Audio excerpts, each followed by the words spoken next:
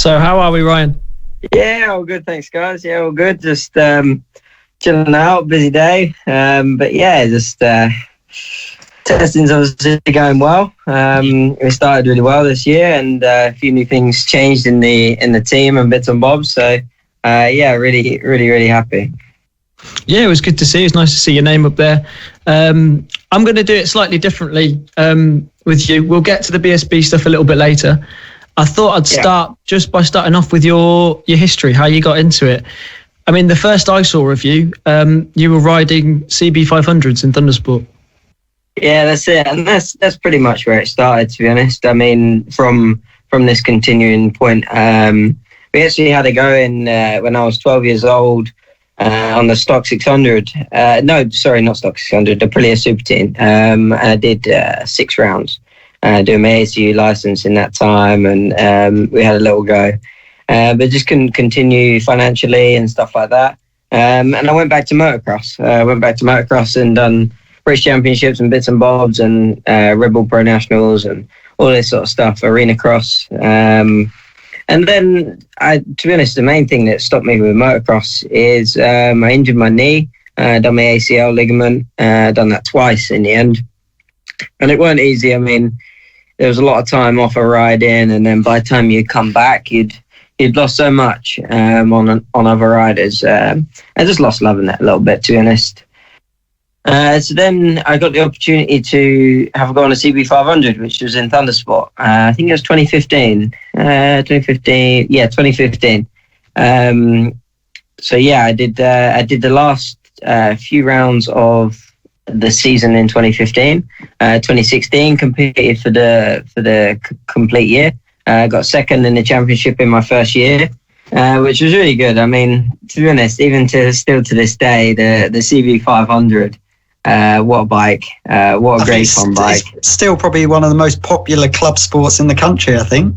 Yeah, and honestly, from riding in it, I can see why. It's one, as cheap as you're ever going to make motorbike racing. Like on proper circuits, you don't make it any more financially possible. If you crash the bike, it's like a handlebar, a brake lever, and a grip maybe, and a foot peg, like something like that. It costs you like 50 quid. So yeah, it's a great class, and to be honest, it teaches you a lot, because there's not much technical thoughts or inputs or anything goes into it, really. It's just learning how to ride a bike. Yeah, because there's no suspension set up, is it? It's literally you go out there and you ride it as hard as possible.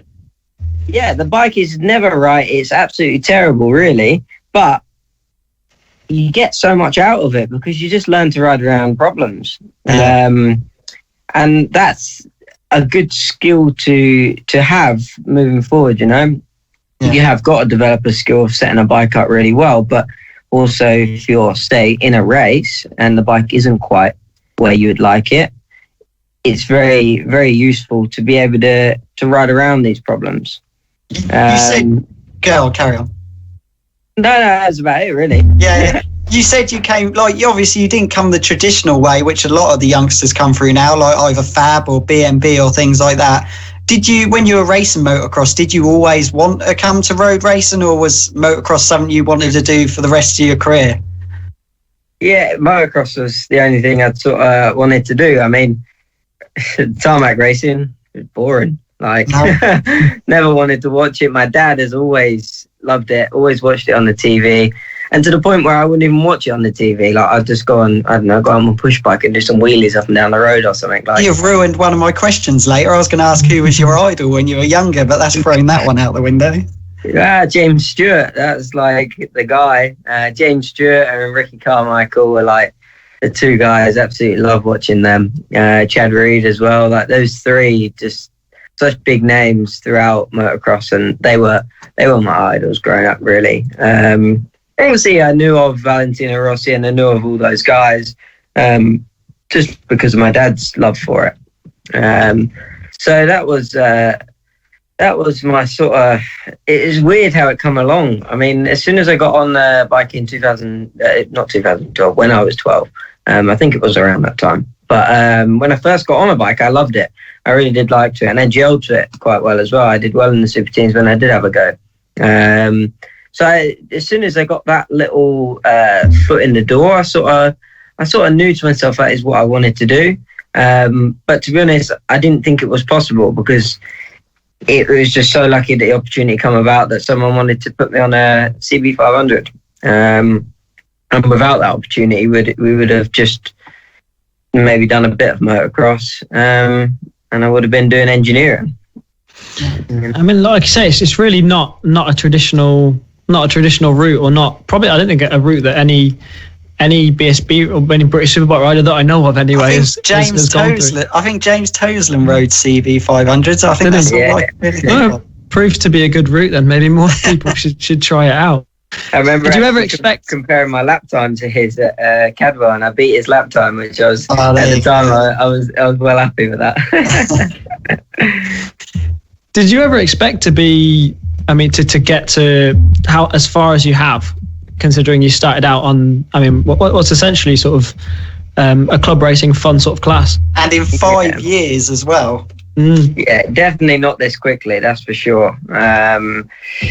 Obviously, I've always been motivated to win and to do well, no matter what I've done, to be honest. So I always had ambitions of, as soon as I thought I'd done the sport, I'd love to get to MotoGP. That was like my ultimate goal. I mean, the British Superbikes didn't really think of it, to be honest, until I'd sort of stock 600 and stuff like that. And then you learn about these things, because I was very fresh to it. I didn't really know the options too well. I didn't know the routes and the paths and stuff like that. And that just develops over time. You get knowledge of what things may come available and what's best to do to get to places you want to get to. So it was, it's definitely something that I wanted to do, get on a Superbike or a MotoGP bike, something like that. But in 5 years, it's definitely quicker than what I thought. And yeah, it's amazing to have done it. And I mean, your next step after CB500 is you went over into Superstock 600. You did 2 years in Superstock 600 before you moved up, but you were pretty quick from the get go. You were already bagging podiums in your first year. Yeah, it's the thing is we had a tough year. I mean, we started with a team and stuff, and for whatever reason we split ways, and we had to be honest, at that point I thought that was it was over again, because we had financial support and then we was left with nothing.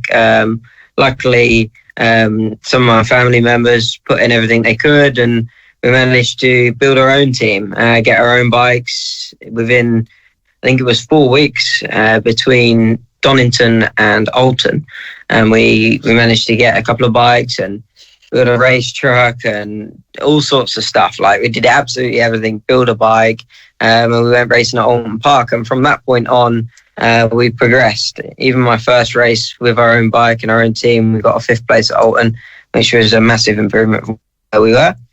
And then we finished the year really, really strong. The last 3 rounds, we got a 3rd, a 2nd, and then a 1st, in that order of the last 3 rounds. And that was awesome. It really was good for my first season in Stock 600s, considering the first race of the season was at Donington Park, and we was 18th, 19th, 20th through the practice sessions, qualifying and all of this. So it was a massive progression through the whole year, and it was good. I'm glad I made that tough step, because sometimes it's easier when you're thrown in at the deep end, because the way I thought of it was, well, everyone that comes past me has got more experience and is faster. And that was pretty much it. Everyone in the class was at that point, you know. So you learn a lot. You learn very quickly when you're in that position at the back as such.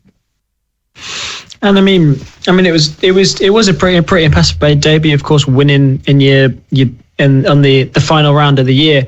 Do you think that sort of helped your mindset going into the next year? Because I mean, maybe if you'd finished 2nd and you'd gone into it sort of regretting not getting that final win, do you think that helped you getting that final win at the end of the year?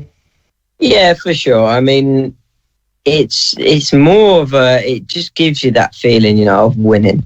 It's a different feeling, you know, from coming 3rd and 2nd, getting on a podium is amazing. Like, I remember the first time I got on the podium, it was the best feeling ever. But until you win your first race, and then you go, wow, this is different. You know, it's a different feeling, it's a different motivation, and it really just triggers that in your head, like, I can do it, you know. And going into that next year with the experience we had, and also I was learning a lot of new tracks as well in that first year. Coming from Thundersport and stuff, there's a lot of tracks we didn't go to, so, or different track variations, you know, maybe it was a national circuit of a number circuit.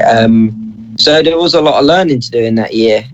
So it was positive. So once we finished that strong at a circuit that was a new circuit for me, Brands GP circuit, I thought if we could be strong here at the end of the year, and now we've been and got gearing and basic stuff for all of the circuits, we can really hit the ground running in the following year.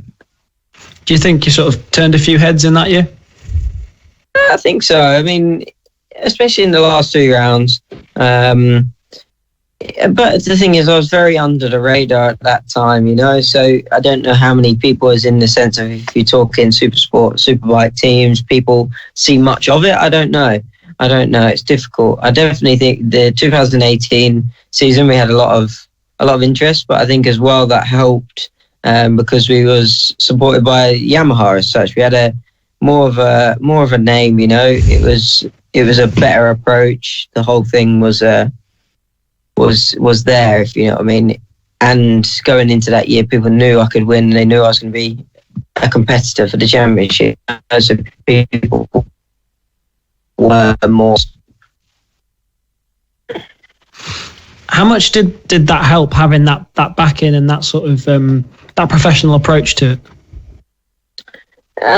It's in the sense of actually running the team, barely anything, but it was very good. I mean, even like moving forward into Superbikes and stuff, and speaking to people now, they were impressed with how, like, even just visually, like the team's visual image was very good, is in the sense of, because we was helped by Yamaha, we had to run it in all of the proper, like, factory colors.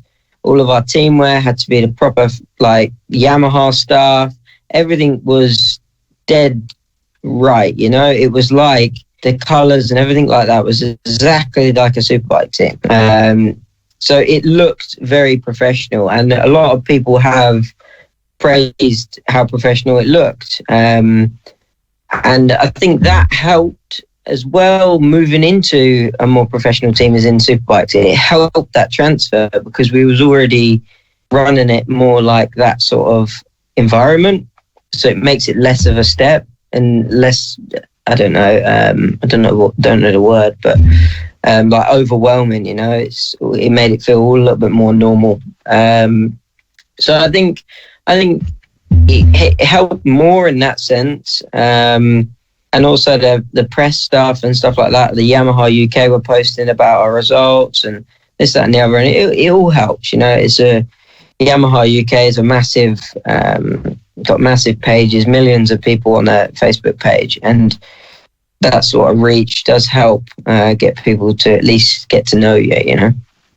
And the main thing that probably, that definitely that got you out there and got your name out there and got people looking was, I mean, the utter domination and the riding itself. Obviously, you completely dominated the year. And I mean, I'm riding in Stock 6 this year, so I'd kind of like to know how you did it.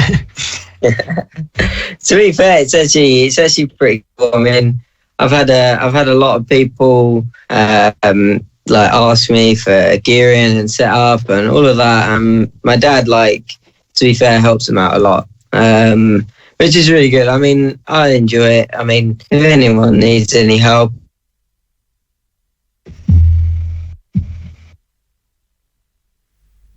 Has he gone? We might have lost him. Just as he was about to give you all his secrets as well. He's geary. Oh, he's back. He got me. That's the old Norfolk internet, that. Is my face all the way in the camera? I feel like I'm like really like off one side of it. Ah, you're in. No, you're Is that better? Is that right? Looking good, Ryan. Don't worry. Yeah, I was just saying that. So like we've had a lot of people ask us for help, like settings and gearing and all of this sort of stuff. And like my dad helps them out a lot at the race weekends and stuff like that, because if anyone asks me for any help, like if I can help, I will help. I mean, it's I know the situation when you're trying to progress and stuff like that. I mean, if I didn't have some help off of lots of people throughout the time that I was in stock 600, CB 500s, all of this sort of stuff, then I wouldn't have got to where I have so easily, you know? It just, the biggest sort of things that I've ever been taught, not so much with riding, not many people have really helped massively with riding, because I think with riding, you've kind of got to figure it out a little bit yourself. Because the limit is the limit, you know, and you can explain it to someone, but until you actually feel it yourself and go past that point and understand what you've got to do to get to that point, is a very niche feeling, you know. It's something that someone's just got to work out. But a lot of the things that I have been taught that have helped me is just where you can eliminate silly mistakes, you know. Even whether it's just getting ready and stuff like that, getting ready in plenty of time, like just basic stuff like that, just so you're not rushing, not late, not doing anything stupid before you've even got to the point of worrying about racing, you know. It's just eliminating mistakes before you've even got to the track, like preparing your stuff, making sure everything's ready, so you're not out there with, I don't know, a visor that's got a flipping like an inner wrap still on it or something. You can't see properly. Just stupid stuff like that does happen.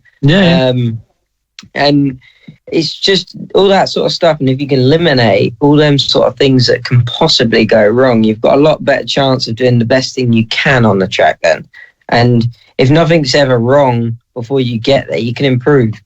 If you're constantly working on like silly things, you know, whatever it is, gloves didn't feel right, or this, that, and the other, you don't want to be thinking about that. You want to be thinking about your riding, whatever else. And I think as well, a big thing is not overcomplicate it.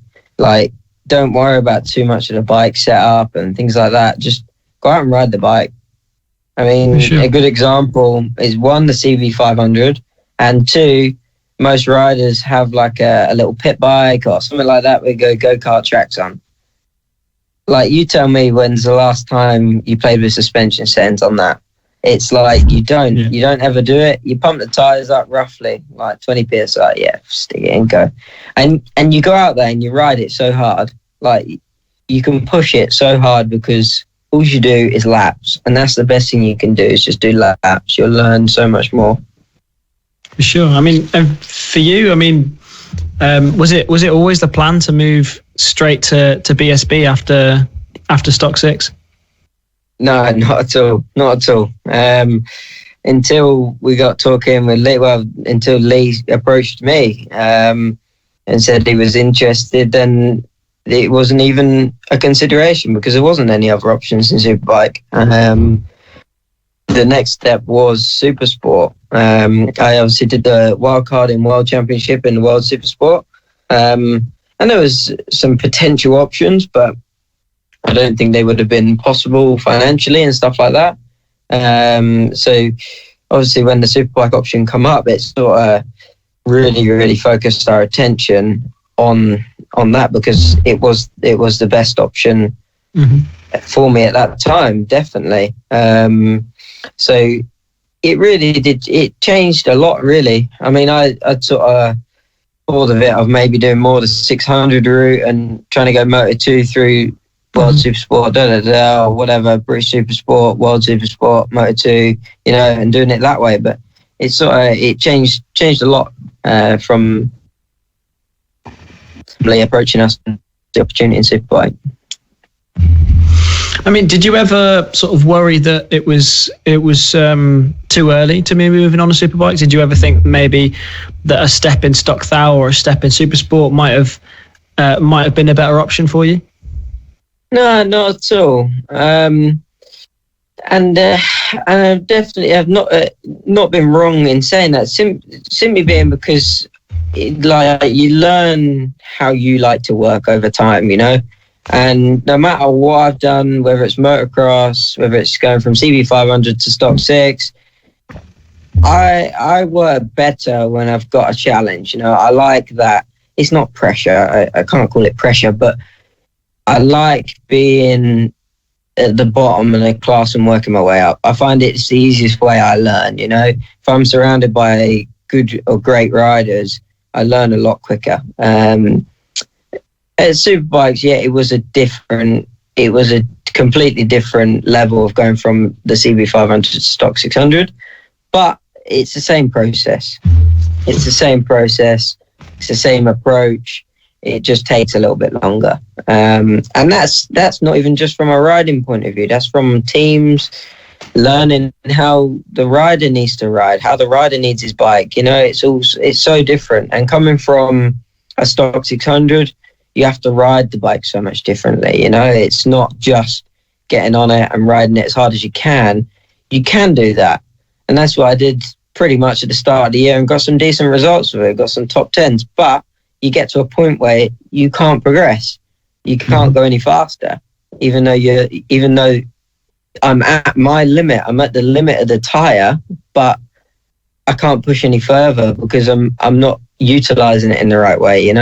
There's a different way to get more out of the tire, and it's just understanding what you've got to do, and then that changes so much. Bike setup wise, it changes so much, and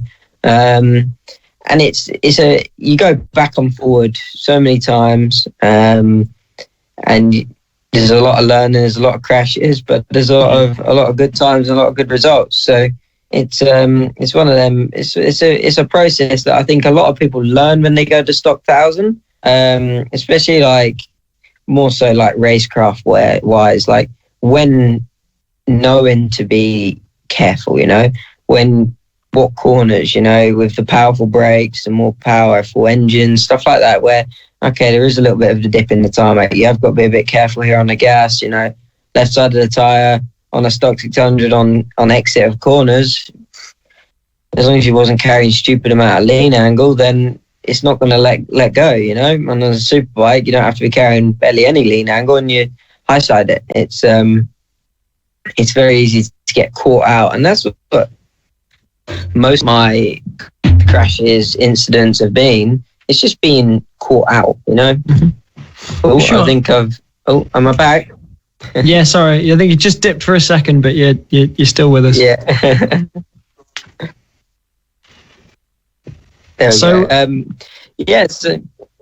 that's basically it, really. It's just big learning curve, For sure. What was the team like to work with? I mean, obviously, because they were very aware of your situation, that you were very new to jumping onto the Superbike. How were they in that process? Yeah. Hang on, let me just... Hello? We still there? Oh, that might be better now. I've turned off my Wi-Fi. Perfect.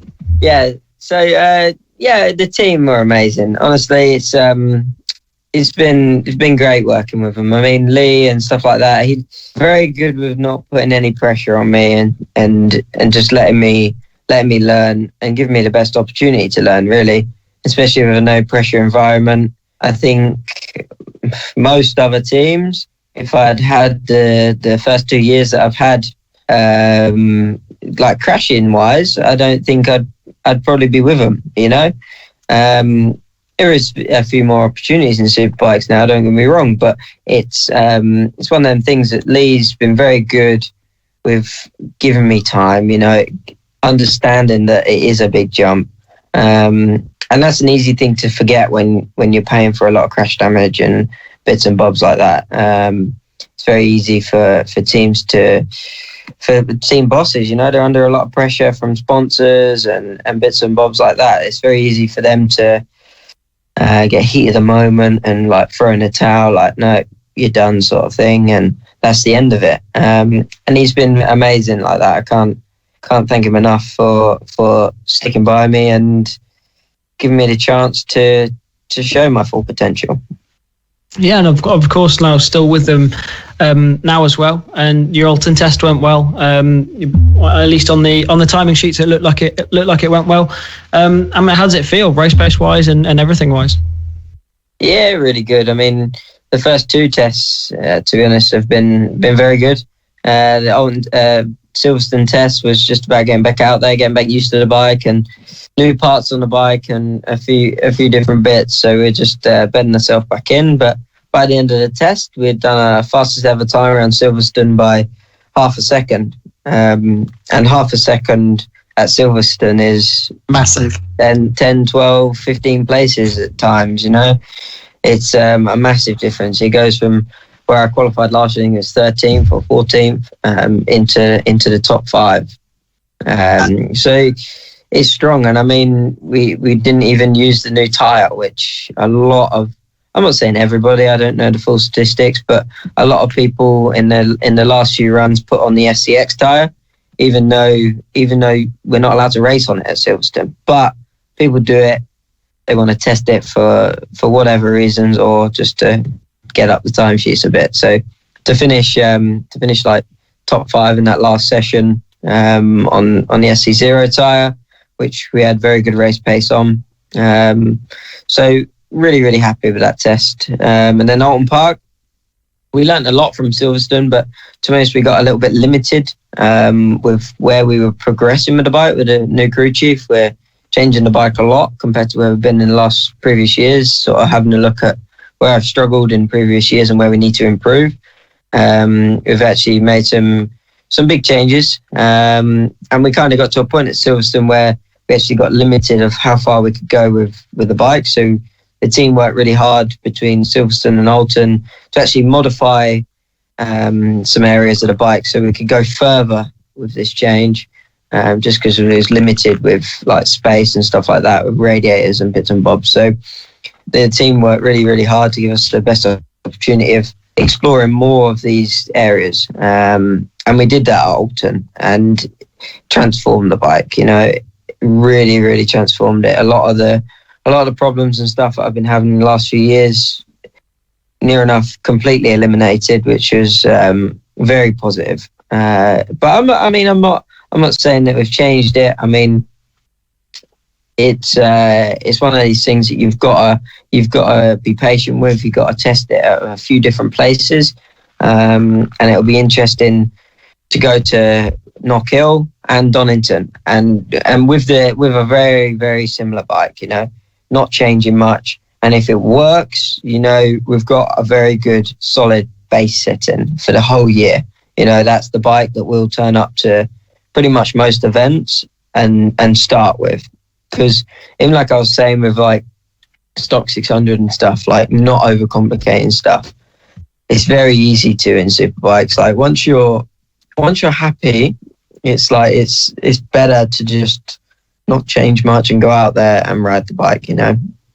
Yeah, you can overcomplicate it, end up doing very minimal laps in a weekend, and actually feeling like you've not turned enough laps to feel comfortable anyway, you know.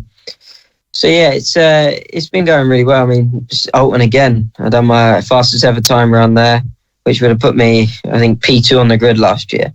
It was 6 tenths quicker than my best ever time around there, and we done a few 30-4s, and it was relatively easy.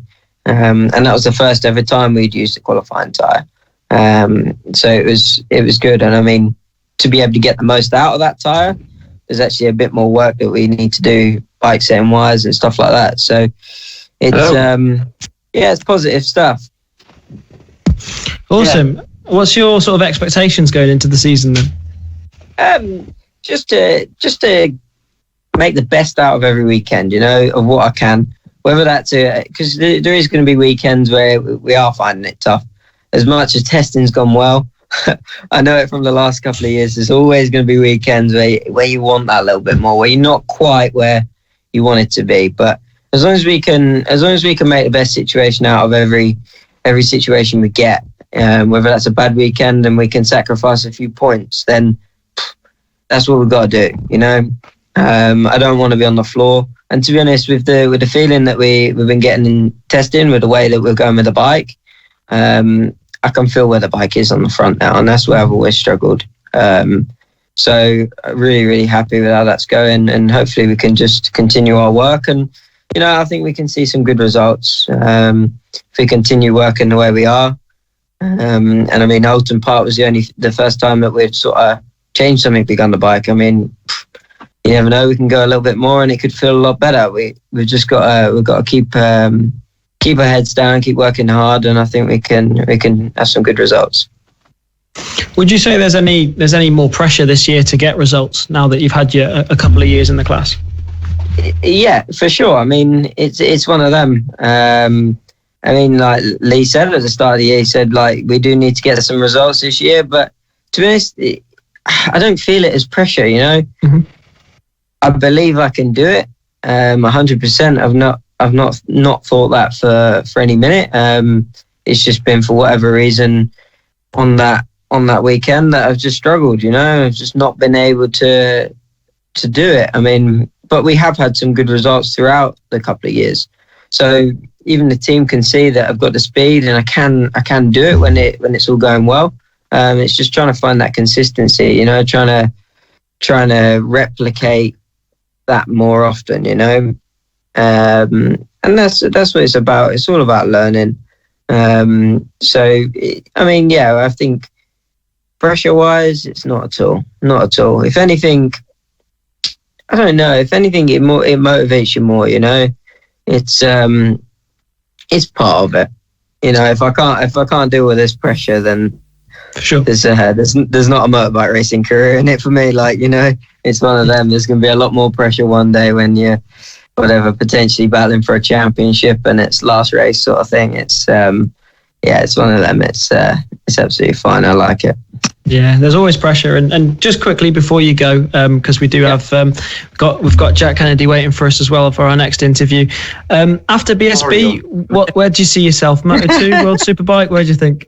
What's that? Sorry, I didn't. Sorry, no, it's okay. After BSB, where do you see yourself going? Moto2 or to something like that? It's difficult. I mean, it depends it depends where I get to in BSB first. But it depends what doors open.